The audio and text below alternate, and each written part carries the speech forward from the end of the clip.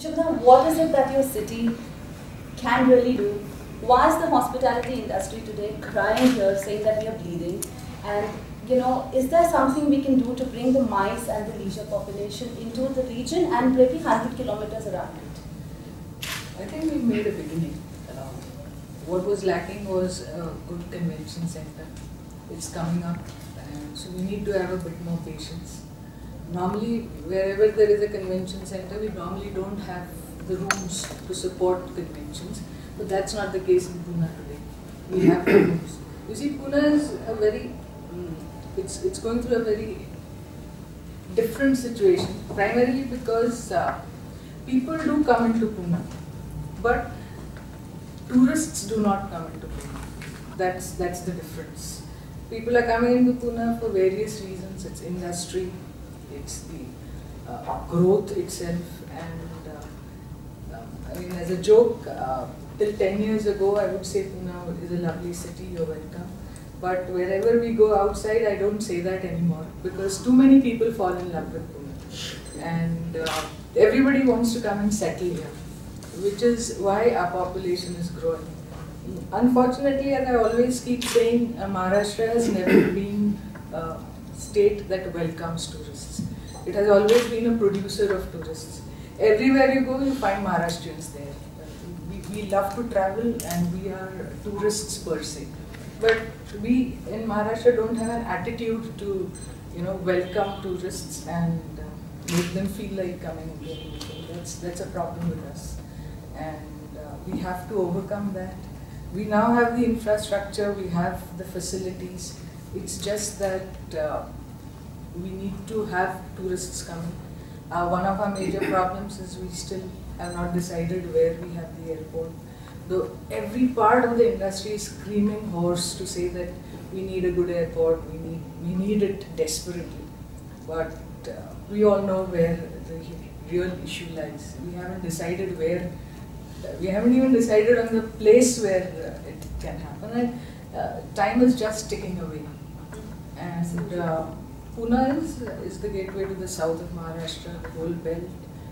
And as you rightly said, we have everything that can attract a tourist, but we may not be keeping it in proper shape, in the sense the facilities and the infrastructure around it is not. I personally feel that we are not very proud of it.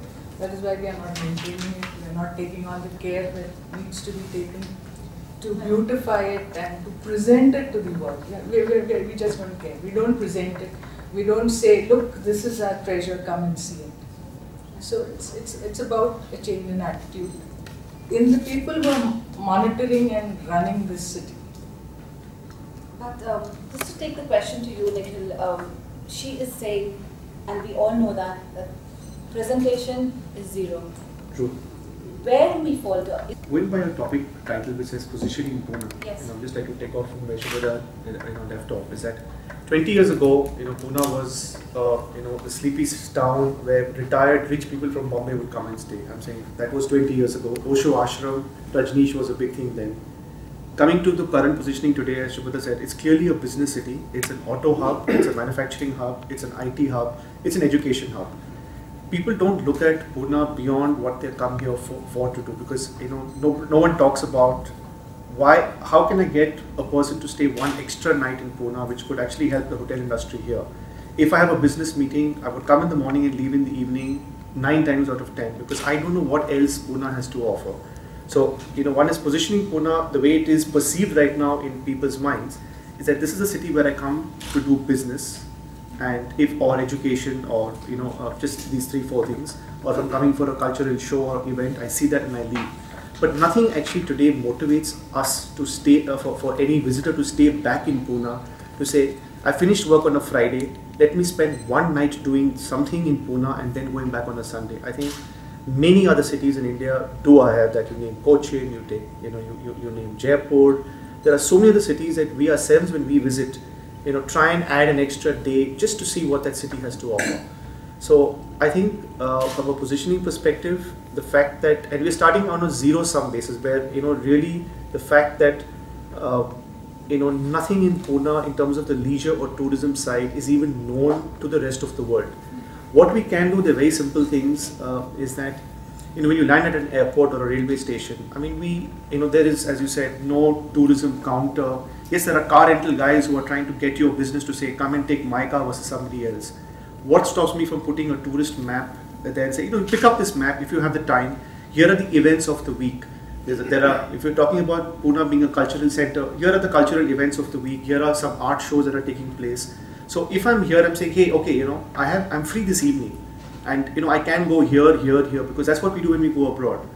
We have 2 rivers that cut across the city that are absolutely stunning, and in any city in Europe or anywhere in the world, that would be a central promenade where there would be walkways, people will be able to do things, and that adds to the beautification of the city. But here we have, it's like a nala running through the entire city, which should actually be a beautification area in that sense. So I think we're starting from a zero-sum basis. And to share with you, talking about luxury trains, this year Deccan Odyssey, which used to have Pune in its list of cities, is actually skipping Pune. It's doing Bombay, Sindhudurg, going to Goa, coming up to. So your own state of Maharashtra does not have confidence that a train like Deccan Odyssey, which is supposed to showcase the jewels of Maharashtra, and Pune, which used to be counted in the original 2-3 itineraries of Deccan Odyssey. Today, if you go back and look at the itinerary of Deccan Odyssey, it skips Pune altogether when it starts again in September. It goes Pune, Goa, and why Goa there, God alone knows, but that's what will sell to the outside world, because people don't look at Pune as a place to come and do a holiday. So if your own government doesn't have confidence in your own city where people would come and actually be part of, so it goes Bombay Sindhudurg, it goes down to Goa, it comes up to Ajanta Ellora, goes to Nasik, and comes, and it ends in Bombay.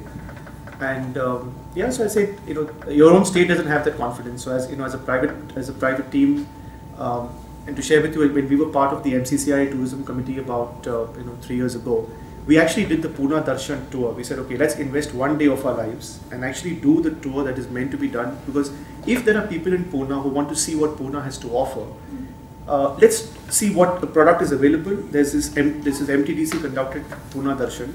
It was the worst experience that we've ever had. It's a bus conductor who actually conducts the tour.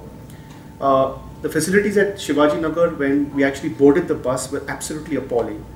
And we're like, okay, this is what we're trying to showcase of the city. And then obviously the tour went to Kelkar Museum and it went to all the spots. But the whole bus was outdated, rickety. There's a bus conductor, there's no guide on board. He's the one who's actually conducting tickets. So we actually did that exercise. I think we were part of this whole exercise. And that's what you're calling Pune Darshan. In any other city, when you have London's city tours or Paris city tours, you can buy a card and actually hop on, hop off buses. There are so many things that can be done. But our Darshan tour actually puts you off at the time you enter the bus. We actually left the bus halfway because we said, the bus is stinking. We cannot be put through this misery again, and we just got off and we left halfway.